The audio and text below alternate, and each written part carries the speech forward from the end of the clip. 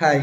നമുക്കെപ്പോൾ ഒരു സ്വപ്നം ഉണ്ടാവില്ലേ, നമുക്ക് ഒരു വലിയൊരു സൂപ്പർ ഹീറോ ആവണം, ഒറ്റടി കൊണ്ടിട്ട് ഒരു വില്ലനെ തോപ്പിക്കണം എന്നുള്ളതൊക്കെ നമുക്ക് ഒരു ഡ്രീം ഇല്ലേ.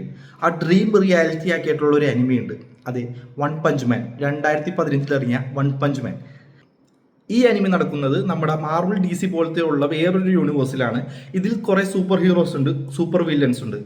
ഈ യൂണിവേഴ്സിൽ തന്നെ ഏറ്റവും പവർഫുൾ ആയിട്ടുള്ള ക്യാരക്ടറാണ് നമ്മുടെ ഇതിലെ ഹീറോ സെയ്തമാൻ. പുള്ളിയുടെ ഒരൊറ്റ പഞ്ച് തന്നെ എല്ലാ എനിമീസും മരിക്കുകയാണ്. അത്രക്ക് പവർഫുൾ ആയിട്ടുള്ള ഒരു സൂപ്പർ ഹീറോ ആണ് സെയ്തമാൻ. തൻ്റെ ഒറ്റപ്പഞ്ചിൽ തന്നെ എല്ലാ വില്ലന്മാരും മരിക്കുന്നത് കാരണം കൊണ്ട് ഇദ്ദേഹത്തിന്റെ പവർ അത്ര ബോറടിച്ചിരിക്കുകയാണ്. കാരണം ഇദ്ദേഹത്തിന് എതിരാളികൾ ആരും ഇല്ലാണ്ടായി പോവുകയാണ്. കാരണം പുള്ളിക്ക് ഒരു ചാലഞ്ച് പോലും ഇല്ലാതുള്ള ഒരു ലോകമാണ് ഇത് മൊത്തം. എന്നാൽ ഇത്രയും പവർഫുൾ ആയിട്ടുള്ള സെയ്തമാൻ ഉള്ള കാര്യം പോലും അവിടെയുള്ള കുറച്ച് പേരിക്കേ അറിയുള്ളൂ. പിന്നെ സൈത്തമാൻ ജെനോസിസ് എന്ന് പറഞ്ഞ ഒരു ക്യാരക്ടറിനെ മീറ്റ് ചെയ്യുകയും അവർ രണ്ടുപേരും കൂടി ഹീറോ അസോസിയേഷനിൽ ജോയിൻ ചെയ്യുകയും പിന്നെ അതിൻ്റെ ഒരു റാങ്ക് ലിസ്റ്റ് ഉണ്ട്.